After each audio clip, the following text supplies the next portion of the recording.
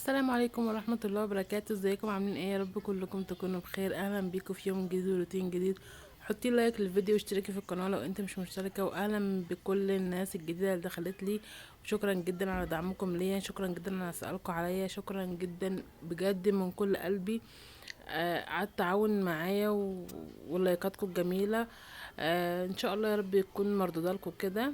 يلا كده نبدأ الفيديو ونسمي على نسمي بالله كده ونصلي على الرسول. اللهم صل وسلم وبارك عليك يا حبيبي يا شفيع يا رسول الله. ندخل بقى بإيدنا اليمين كده ونبتدي بقى روتيناتنا اللي ما بتخلصش. بص بقى، انا اول حاجه كده دخلت على الصاله كده وعيالي سايباهم قاعدين بقى فوق كده، وشغلت لهم الكرتون يتفرجوا. وهنا حطيت الفرش على الشباك لان انا ما عنديش بلكونه. انا اساسا كده عندي شبابيك مفيش بلكونه عندي. فحطيتها انها تشمس كده وزقيت الركنه كده زي ما انتوا شايفين. هكنس بقى من تحتها واجيب بصوا بلاوي تحتها، مع ان والله بكنسها على طول. بس شايفين المنظر؟ انا مش عارفه.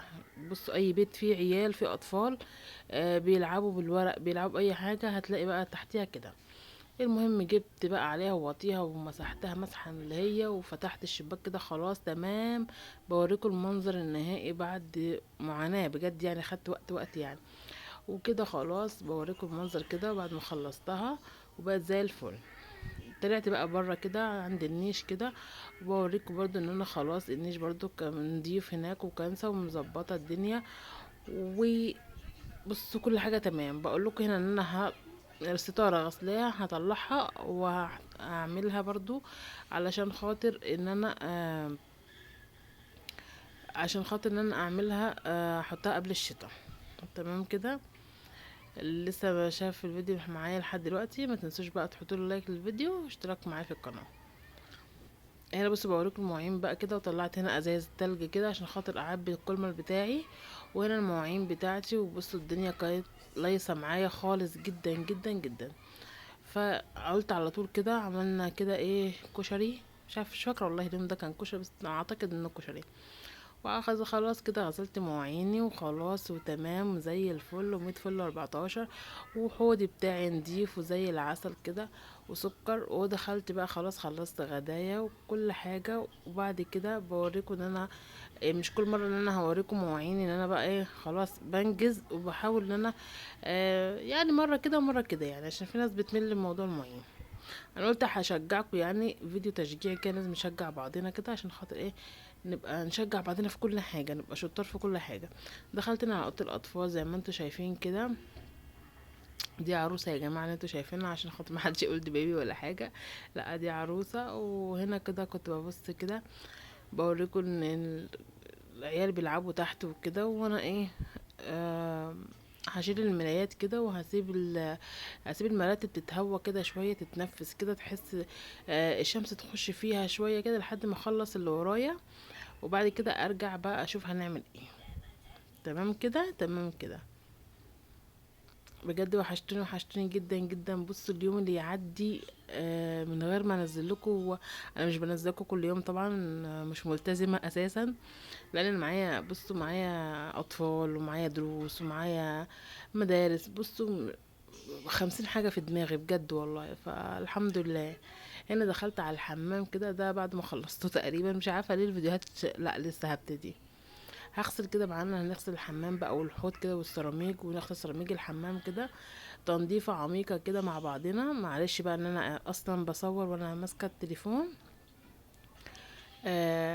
كسلت الصراحة ان اركب الاستاند ومش عارفة ايه وكده، فقلت ان انا اوريكم لقطات بس كده يعني ايه. فالمهم بغسل كده القعدة بتاعتي، بغسلها غسلة محترمة. انا مش هجيب لكم الفيديو بالتفصيل، بس بوريكم تشجيعا بنشجع بعضنا بس مش اكتر. والحوض هنا ان انا خلاص انا شايفين لمعته باينه من لمعته يعني.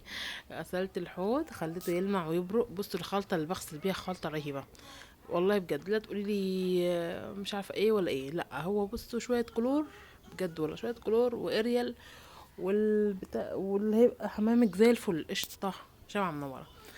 المهم دخلت هنا بقى على السيراميك. بصوا زي ما انتوا شايفين ماسكه بقى هي السلكه دي اصلا، والليفه دي مخصصاها للحمام. بدعك بيها الحمام بخليه بصوا رغاوي رغاوي رغاوي. قومي بقى شوفي اللي وراكي كده وتشجعي كده، واغسلي حمامك واغسلي مطبخك. بصي، ما تضغطيش على نفسك، كل يوم اعمليك حاجه. انا عن نفسي كل يوم بعمل حاجه. انا معايا التزامات، معايا اطفال، معايا دروس زي ما قلت لكم، معايا اكل، معايا بصوا يعني غسيل.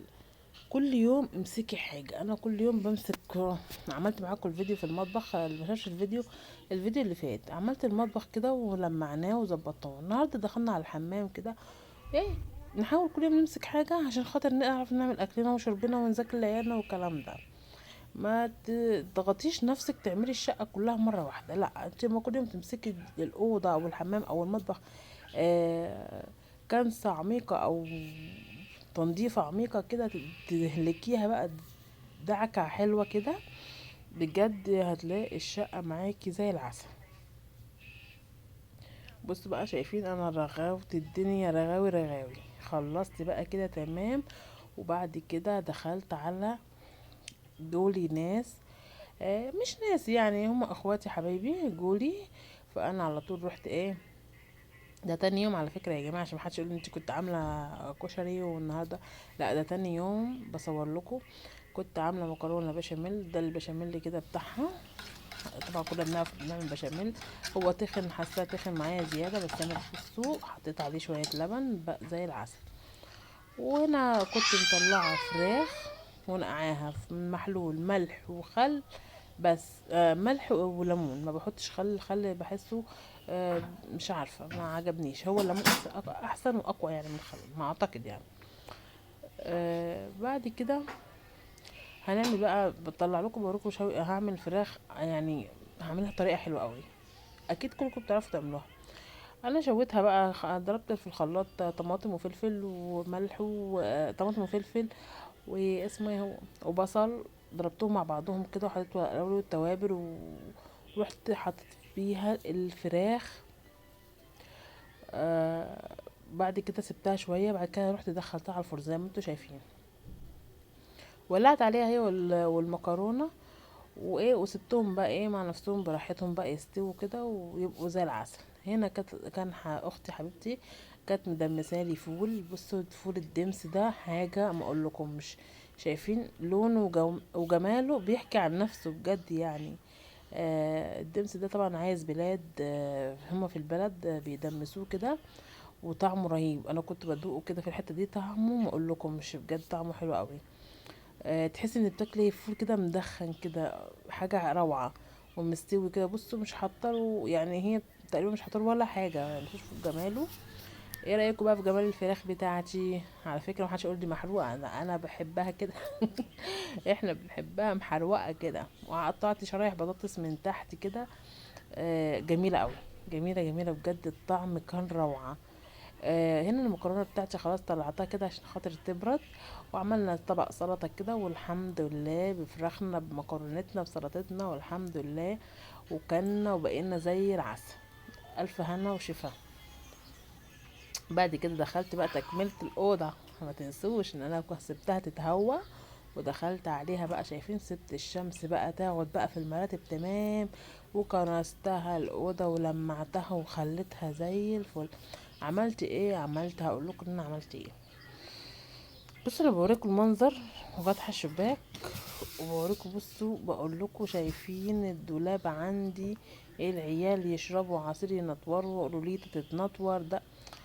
بص بقى، مسكتها هي رخرة وقلت لا، ما بدهاش، احنا هنفضل كده كل يوم نقول بكره بعده وبكره بعده. لا، دخلت عليها كده وفتحت الشباك وكنستها. وجبت بقى معايا قماشة كده ايه حلوة قطنية كده، وحطيت فيها الملمع بتاعي اللي مش هستغنى عنه ابدا ابدا ابدا. بجد الملمع ده رهيب.